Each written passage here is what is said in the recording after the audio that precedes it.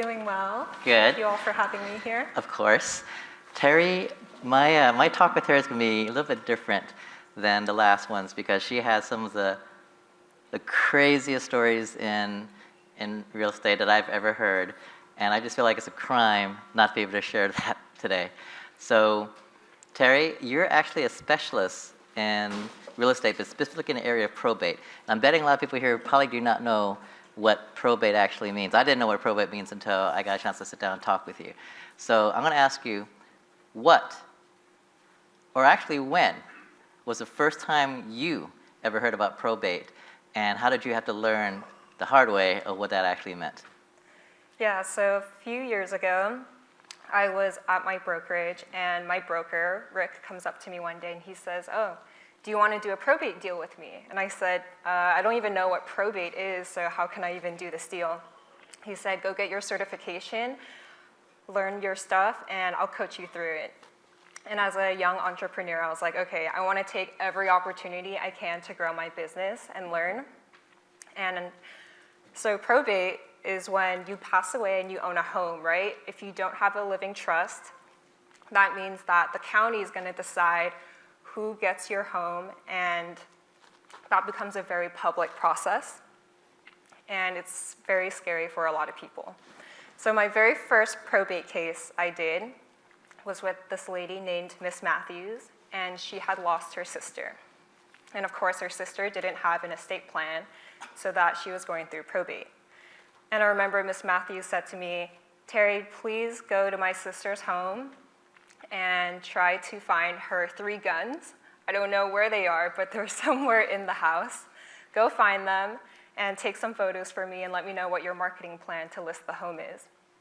So I drove up there with my business partner at the time, and when we got to the house, I remember I opened the door, we both walked in, and after taking one breath of the house, I was immediately knocked over. We were both on all 4 legs. We were kind of crying at the same time, and the scent that we smelled was so horrible. It was the scent of death. So if you guys have ever been around death, you'll know what that smells like. And that was my first time smelling that.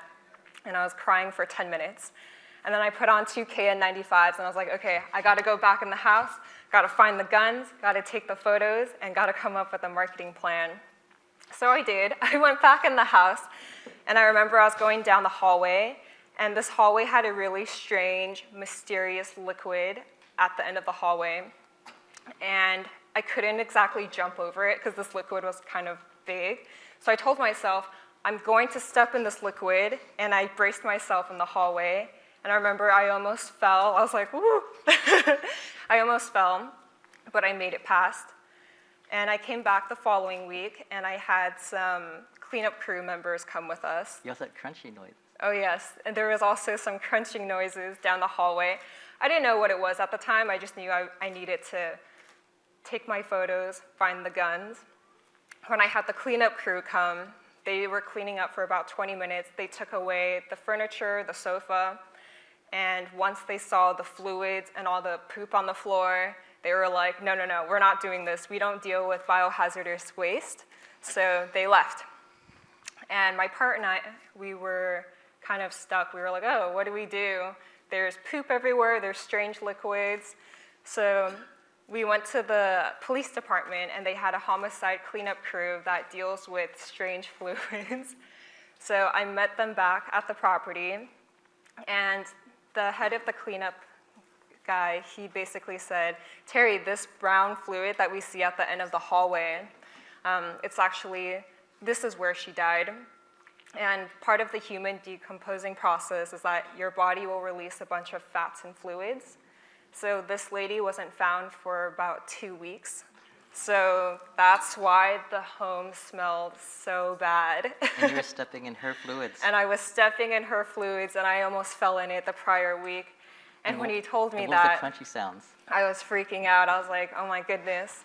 And then he also says, "You hear this crunching sound too, right?" I'm like, yeah, it's all over the house, but it's very condensed in the hallway. And he said, well, when the human body is decomposing, there's a lot of flies that will lay their larvae and their eggs in the body. And when they all hatch, it's the casings of like the larva that I was stepping in, and it was all over the house.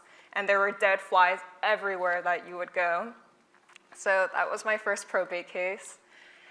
And it's not like selling Sunset, right? Like you see people selling these beautiful like $1 million homes, and here I was with a bunch of like poop, biohazardous waste, flies everywhere, and I was like, okay, like this is my job as a realtor. So that was my first probate case. And how long, if they weren't in probate, if they had prepared, I think you told me it was a trust, right? If they had a trust in place and didn't have to go to probate, how much time and how much money would they have saved? So for this case, Miss Matthews' sister, she actually did have a will. So many people don't know that a will is not enough to keep you out of probate. If you have a will, you still go to probate. You need to have a living trust. So she kind of did things halfway, and it wasn't her fault. I would say whoever attorney she hired to take care of business didn't do his job. He did it halfway. He wrote out the will, but didn't create a trust. And if he had done all of this, she would have been in much better condition. So to create a trust, it's like $2,000 or $3,000, but she spent about $30,000 in probate. So you can save so much money by creating a trust. And how long was she in probate? She was in probate for about 2 years. So she wasted 2 years and $30,000? Yes. Wow. Yes, and it's lots of stress as well. And how were you able to get the house with a good price, or did it sell Yes, for cheaper? we actually sold it for the highest dollar per square foot in the neighborhood after I was able to market the property. Okay, congratulations on that. And I'm sorry you had to go through that as your first probate case. I can't even imagine that just for anyone. And after that, you had yet another probate case that came in not too long. And this one, I think, had to do with two brothers. Yeah, so I call this one the story of two brothers, and of course I'm using fictitious names. So with this story, there were two brothers. There's an older brother named Vince and a younger brother named Warren. And they grew up in a happy family. Their mother was an at-home mom. The father was a physician here at Stanford. And when Vince grew up, he followed in his father's footsteps. He became a doctor. He had two beautiful kids, got married, moved out. And his brother Warren, on the other hand, was a little different. He never moved out of the home. He never held a job longer than 12 months. So he kind of just played video games and kind of worked whenever he felt like it. But because their family was wealthy, he didn't feel like he needed to do anything. And surely enough, one day, mom and dad die, right? And when they passed away, there was no trust. And of course, now the two boys are left thinking like, oh, what are we gonna do, right? They're kind of battling it out. And of course, Warren, because he's never moved out of the home, he's like, no, I'm not moving out.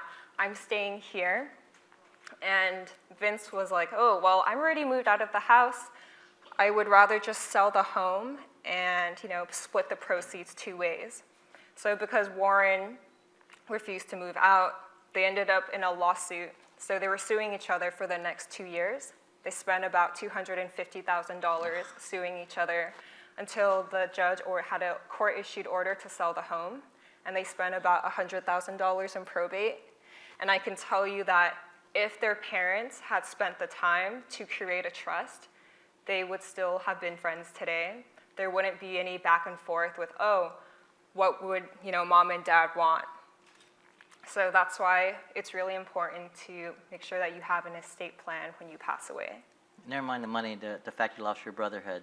Exactly. I think that was the biggest cost of that situation. And one of your final cases that I'm going to bring up here, this one has to do with, if I'm not remembering this correctly, a husband and wife. Yes, so this one, one of my last stories I wanted to share today is a story between husband and wife. They created a trust a few years ago because they were like, okay, we're getting older in age, it's time to create a trust. But they went to an attorney who didn't specialize in estate planning. So when they originally owned their home, they vested. Vesting is like how you take ownership of title when you own your home, right? And the most common is joint tenancy, husband and wife, and that has the right of survivorship, meaning that if the wife dies, the husband takes the house, And then if the husband dies, the wife owns the entirety of the house, right? So that's how they were originally vested. And they went to a non-specialist attorney who revested them as tenants in common. So when you're tenants in common, it means that you own your half forever and your partner owns their half forever. So he revested them as tenants in common and did not build a trust for them. So that meant that when one of them dies, their half is going to go through probate because it doesn't automatically go to the other half based off of how you vest. So when he passed away, they were vested as tenants in common. She lost her best friend, her husband and father of her 2 kids, and she was so depressed at the time. And when I met her, she was in a state where she couldn't make good decisions. And she just told me, Terri, sell the home to any random person. The first buyer, I don't care. Just sell it, get rid of it. I don't want to be here anymore. And I had a marketing plan of spending about $100,000 so that she could sell it for a higher market price. So we ended up selling her home to a cash buyer at $1.8 million. But all the homes in that area, if they had the proper marketing, they were selling for about $2.4 million. Wow. So she left $500-600K on the table there just because that she was in such a sad state she couldn't really cope and make a good decision. So when you're in probate, just know that it's a very public process. The very first process that your attorney does is that they have to put in a local newspaper, like so-and-so died, this person is taking care of the estate.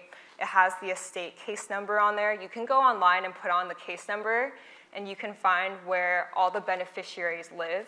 You can find their addresses, you can call them, you can follow every step of their probate case online.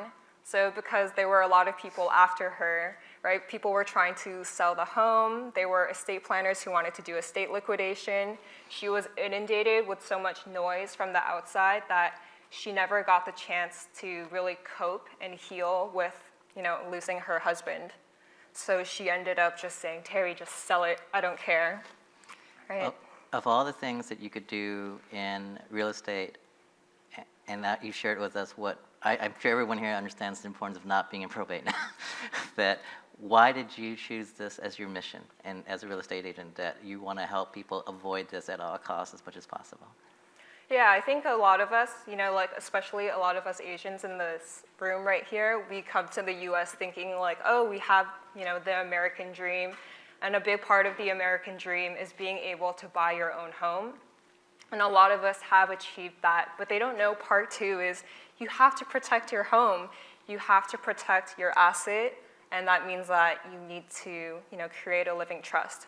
But so many of us, it's very taboo for Asian cultures to say we don't want to talk about when we die. We don't want to talk about that with our children. We just put it off. And when you keep putting it off, one day you're going to find yourself in probate. Your kids are going to be going through the probate process. And that very family that you came out here to create and build striving for a better future with, you can easily destroy it because your kids will most likely not be on the same page with what to do with the house, right? It's very rare that we see everyone in full agreement, let's sell the house and divide it fairly. A lot of the times people have a difference of opinions and it creates conflict. And I've met a lot of families who no longer talk to a certain brother or sister because of how probate played out.